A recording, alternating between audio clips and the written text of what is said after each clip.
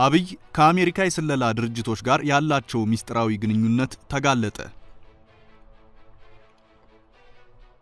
በዛሬው ልዩ ፕሮግራማችን ወደ ስለላው ዓለም ገባ ብለን ከሰላዮችና መረጃ በርባሪ ከሆኑ የኢንቨስቲጌቲቭ ጋዜጠኞች እጅ የተገኙ አስደማሚ መረጃዎችን በስፋት እናያለን።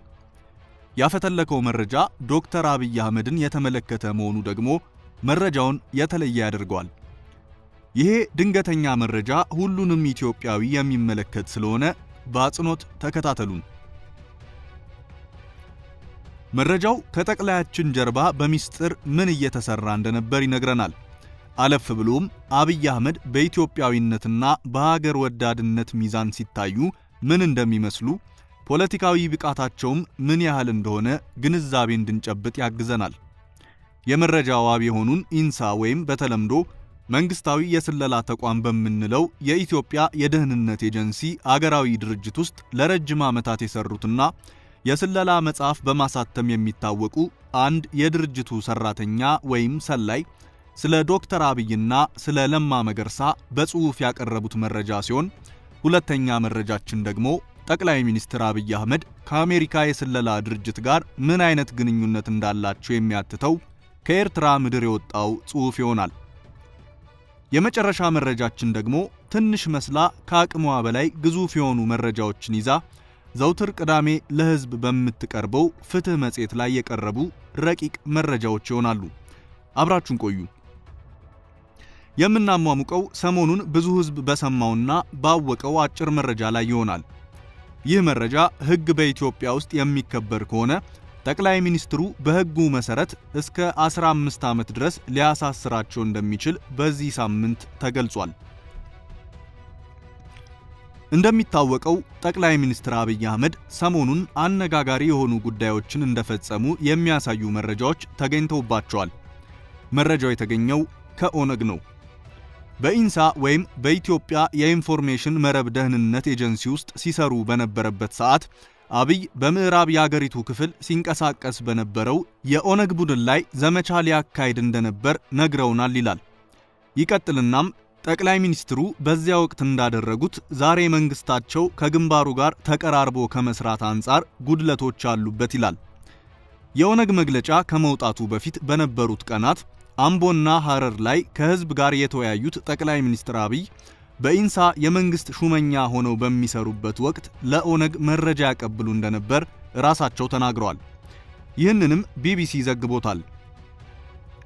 አብይ አህመድ ጠቅላይ ሚኒስትር ከሆኑ በኋላ ለሁለት ጌታ ያደሩ ሁለት ልብ ያላቸው መሪ የሚል ሐሳብ ይነሳባቸው እንደነበር ይታወቃል። ይህንን ረዘም ያለ ቅጽል ማግኘት የቻሉት ደግሞ በአማርኛ ሲናገሩና በአፋን ኦሮሞ ሲናገሩ ሁለት አይነት መልክ ያለው ንግግር ስለሚናገሩ ነው። በቅርቡ እንኳን በአምቦ ከተማ በዝግ ሲወያዩ በፓርላማ ውስጥ አዲስ አበባ የሁላችንም ናት የሚለውን ትርክ ታጥፈው ፊንፊኔ ኬኛ አዲስ አበባ የኦሮሞ ርስት ናት ብለው እንደተናገሩ ቢቢሲ ከአንድ ተሳታፊ እንስት ቃለ መጠይቅ አድርጎ አቅርቦታል። ይህን አጀንዳ ለመፈጸም በርካታ ስራ ውስጥ ለውስጥ እየተሰራ እንደሆነ ይነገራል። የኦሮሚያ ብሮድካስት እንኳን በአቅሙ ይህን ነገር ለማስረጽ ፊንፊኔ ኤፍኤም የሚል በአማርኛ ግራ የሚያጋባ ስራ መስራቱን ቀጥሎበታል። ይህ ኤፍኤም ስራ የጀመረው አዲስ አበባ የኛ ነች ከሚል የኦሮሞ ፓርቲዎች መግለጫ በኋላ እንደነበር ማስታወስ እንፈልጋለን። ወደ አብይ ጉዳይ ስንመለስ ጠቅላይ ሚኒስትር አብይ ለኦነግ መረጃ እንደሚያቀብሉ በኩራት መናገራቸው ታማኝነታቸውን፣ የህዝብ አገልጋይነታቸውን ጥያቄ ውስጥ ይከተዋል። በህግም ያስጠይቃቸዋል በማለት በዚህ ሳምንት በወጣችው ፍትህ መጽሔት ላይ ጠቅላይ ሚኒስትሩ በኢንሳ ምን እያደረጉ ነበር በሚል ርዕስ የውጭ ጉዳይ ተንታኙ ያየሰው ሽመልስ ገልጿል። ያየሰው አብይ አህመድ በህግ የሚጠየቅባቸው ሁናቴዎች በማለት አብይ እንዴት ለህግ ተጠያቂ እንደሚሆኑ አመላክቷል። በ1996 የወጣው ህግ አንድ ኢትዮጵያዊ ለውጭ አገር ዜጋ ሆነ ለሀገር ጠላቶች መረጃና ሚስጥር አሳልፎ መስጠትን እንደ ብሔራዊ የሀገር ክህደት ይወስዷል። መረጃ አሳልፎ የሰጠ ግለሰብም እስከ 15 ዓመት ድረስ እንደሚቀጣ በመግለጽ አብይም በህግ ያስጠይቃቸዋል ይላል። ነገር ግን አብይ በፓርላማ ውስጥ ፓርላማውን ሌባ ብለው ሲወነጅሉ ዝም ያለው ፓርላማ አብይን በህግ ጥላ ስር ለማዋል ሞራሉ የለውም በማለት ነገሩን ቋጭቶታል። አብይን ከህወሓት ጋር ያመሳሰለው ሰላዮችን ያለ አግባብ የማሰር ሥራ። ከሰሞኑ ከወጡ መረጃዎች መካከል ዶክተር አብይ በኤርትራ የደህንነት ሥራ ይሰሩ የነበሩ ኢትዮጵያውያን ግለሰቦችን ያለ አግባብ ማሰራቸው ነው። አብይ አህመድ ከኤርትራ መንግስት ጋር አዲስ ፍቅር አድሮባቸው በነበረበት ሰዓት በኤርትራ ውስጥ የደህንነት ሥራ የሚሰሩ ኢትዮጵያውያኖችን ማሰራቸው አነጋጋሪ ሆኗል። ይህ ስራቸውም ህወሓት ሶማሌን አፈራርሰሃል በሚል ውንጀላ ከደሙ ንጹህ የሆነን ግለሰብ ወህኒ ቤት ከወረወሩት ሰላይ ጋር ይመሳሰላል። በዚህ ሳምንት ፍትህ መጽሔት ላይ የወጣው መረጃ እንዲህ ይላል። ጠቅላይ ሚኒስትሩ ከተሾሙ በኋላ የኤርትራን ጉዳይ የሚመሩ የደህንነት መስሪያ ቤቱ አመራሮች ታስረዋል። ከክሳቸው መሃልም ኤርትራን ሰልላችኋል የሚል ይገኝበታል። በአንጻሩ ኤርትራ ኢትዮጵያን የሚሰልል ድርጅት አላት። ድርጅቱ ኢስት አፍሪካን ኦፕሬሽን ዳይሬክቶሬት የሚል ስያሜ ያለው ሲሆን በጀነራል ጣዕመ ጎይተምና በነ ኮሎኔል ፍጹም የሚመራ ኢትዮጵያን የሚሰልልና በጸረ ኢትዮጵያ ላይ የሚሰራ ክፍል ነው። ይህንን ሥራ የሚያዙት የኤርትራ የደህንነት ሰዎች ግን በአቶ ኢሳያስ ሊታሰሩ ይቅርና ተቋሙ አሁንም ሥራውን በትጋት እንደሚሰራ ተገልጿል። ይህን የጠቅላይ ሚኒስትሩን ሥራ ከህወሓት ጋር ያመሳስሉታል። በደርግ ዘመን የዚያድ ባሬዋ ሶማሌ ታላቋን ሶማሌ ለመመስረት አቅዳ በኢትዮጵያ ጦር አዝምታ ግዛት ለማስፋፋት አስባ ነበር።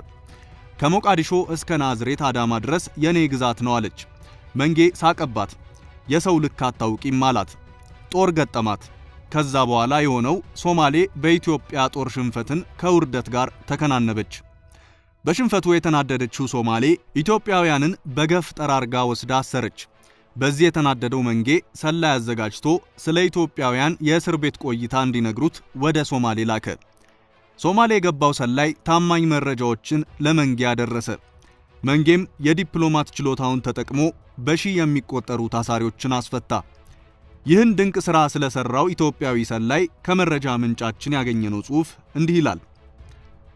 በመረጃ ባለሙያነት በእስራኤል ሞሳድና በሩሲያው ኬጂቢ ሰልጥነዋል።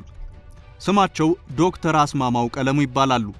ፔድሮ በሚል የሽፋን ስም ሞዛምቢካዊ ጋዜጠኛን ተመስለው በጀነራል ዚያድ ባሬ ዘመን እስከ ሶማሊያ እምብርት ሞቃዲሾ ድረስ ገብተው የሰሩት ገድል በኢትዮጵያ የስለላ ታሪክ ውስጥ ግዝፍ ነስቷል። ነገር ግን ህወሓት ይህን ታላቅ ሥራ የሰራን ግለሰብ ሶማሌን አፈራርሰሃል ብላ በሐሰተኛ መረጃ በእስር እንዲማቅቅ አድርገዋለች። ታሪክ ራሱን ይደግማል እንደሚባለው አብይም የዚህ አይነት ሥራ ሰሩ።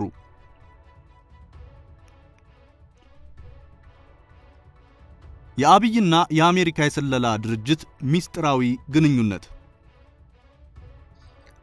ጋዜጠኛ ተመስገን ደሳለኝ ለረጅም ዓመታት በጌታቸው አሰፋ መስሪያ ቤት እንዳገለገሉ የመሰከረላቸው አሜሪካና 16ቱ የስለላ ተቋሞቿ የሚል ጥሩ መጽሐፍ እንደጻፉ የተናገረላቸው አቶ በላይ ደስታ ተገኝ ኢንቨስቲጌተር በሚል ጋዜጣቸው ዶክተር አብይ ከአሜሪካ ሰላዮች ጋር ያላቸውን ግንኙነት በይፋ ተናግረዋል።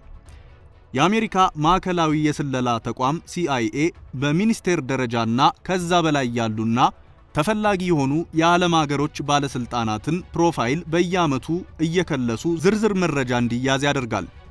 በአሜሪካ የመሪዎችን ማንነትና ያለፈ ታሪካቸውን፣ አሁን እያደረጉት ያለውን እንቅስቃሴና አስተሳሰብ እንዲሁም በቀጣይ ለመፈጸም እያሰቡት ያሉትን የአፍሪካን የኢኮኖሚና የጸጥታ ሥራ አተገባበርና የፖሊሲ አቅጣጫ የሚመለከቱ የስለላ ሥራዎች በሰፊው እንዲሰሩ ይደረጋል። በመቀጠልም በአሜሪካ አስተሳሰብ የተሻለ መምራት ይችላሉ ተብሎ የታሰቡ መሪዎችን ወደ ስልጣን ቦታ መሳብ የአሜሪካ የስለላ ተቋማት ያደጉበትና የተካኑበት የዘውትር ተግባራቸው ነው። የሀገራት መሪዎችና የከፍተኛ ባለስልጣናትን ማንነትና ተግባር መከታተል ለአሜሪካ የስለላ ተቋማት በተለይ ለCIA አንደኛው ተግባሩ ነው። ከቲም ለማ ጀርባ ያለው ኃይል ማን ነው በሚል ርዕስ አቶ በላይ ደስታ ያስቀመጡትን ስናይ አቶ በላይ እንዲህ ይላሉ። አረጋውያኑ የኢህአዴግ መሪዎች ኢትዮጵያን በጎሳና በብሔር ከፋፍለው በትምክህትና በጠባብነት ሸብበው ቀስ በቀስ ኢትዮጵያን ሊያፈራርሷት መሆኑን የአሜሪካ የስለላ ተቋም እየተረዳ መጣ።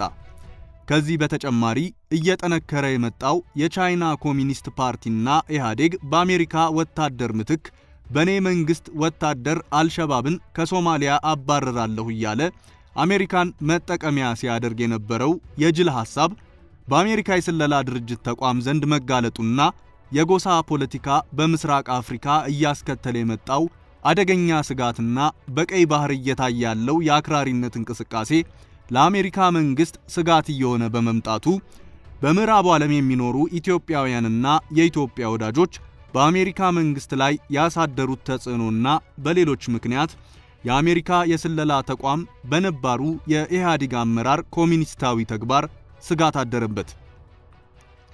የአሜሪካ የስለላ ድርጅትም ለኢህአዴግ ወጣት አመራሮች እጁን ዘረጋ።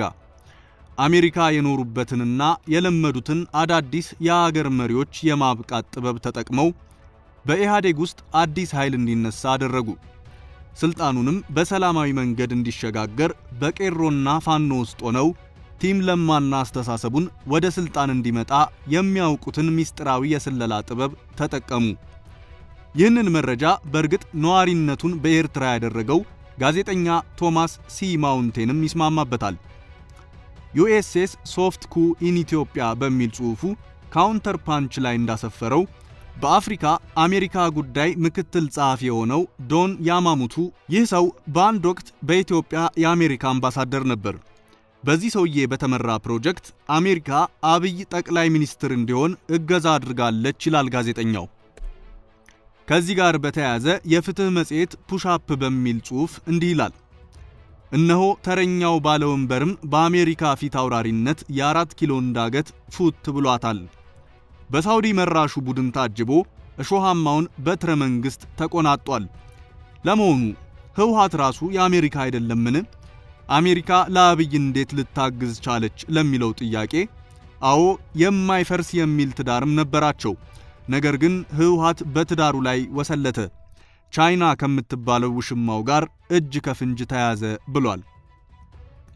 ከላይ የተጠቀሱት መረጃዎች እንደሚያመለክቱት አብይ ከአሜሪካ ጋር ግንኙነት እንዳለው ያሳያል። ነገር ግን አብይ ከሳውዲና ከአሜሪካ ጋር ግንኙነት ሲፈጥር ጥንቃቄ ሊያደርግባቸው የሚገቡ ጉዳዮች ተዘርዝረው ነበር። ዝርዝሮችን እናያቸው። ግብጽ 4 ኪሎ ትገባለች። የአባይ ግድብ ዕጣ ፈንታም በሌላ ብዕር ለመጻፍ ይገደዳል። የአብይ መንግስትም እጅን የማይጠመዝዝበት እድል በጣም ጠባብ ይሆናል። ምክንያቱም የቡድኑ መሪዎች ማንን እንደሚደግፉ ግልጽ ነው። እንደውም በግድቡ ዙሪያ ከግብጽ ተቃርና በመቆም የምትታወቀው ሱዳንም ሐሳቧን የመቀየር እድሏ ሰፊ ይሆናል። የግብጽና የኤርትራን የሱዳንና የግብጽ ግንኙነቶች በጥርጣሬ እንድንመለከት የሚያስገድዱን አጋጣሚዎች የመፈጠር እድላቸው ሰፊ ይሆናል የሚል ነበር። ይህ ምክር የተሰጠው ከፍትህ መጽሔት ነበር። ፍትህ ጥሩ ምክር ለግሳ ነበር። ነገር ግን መንግስት ተግባራዊ አላደረገም። አሁን እንደምናየው ግብጽ የአብይን እጅ ጠምዝዛ ለመጣል አንድ እርምጃ ተራምዳለች። ይሄውም ኢትዮጵያን ሶስተኛ ወገን ጣልቃ እንዳይገባ ያደረገችውን ፖለቲካዊ አካሄድ ቀይራ የዓለም ባንክና አሜሪካ ጣልቃ ገብተው እያደራደሩ ይገኛሉ። ሁለተኛው ጫና ደግሞ ዶክተር አብይ ከነሳውዲ አረቢያ ጋር ያላቸውን መልካም ግንኙነት ጠንቅቃ የምታውቀው ግብጽ ከአረብ ሊግ ፓርላማ ደብዳቤ አጽፋ የበለጠ ጫና ለማሳደር በትላንትናው ዕለት ለኢትዮጵያ ልካለች። እኛም ግብጽ በፖለቲካው ውስጥ እስካሁን ድረስ የበላይነት እየወሰደች ያለ ይመስላል። ጠቅላይ ሚኒስትራችን ጥንቃቄ ቢያደርጉ መልካም ነው ማለት ወደድን። ቸርን ሰንብት።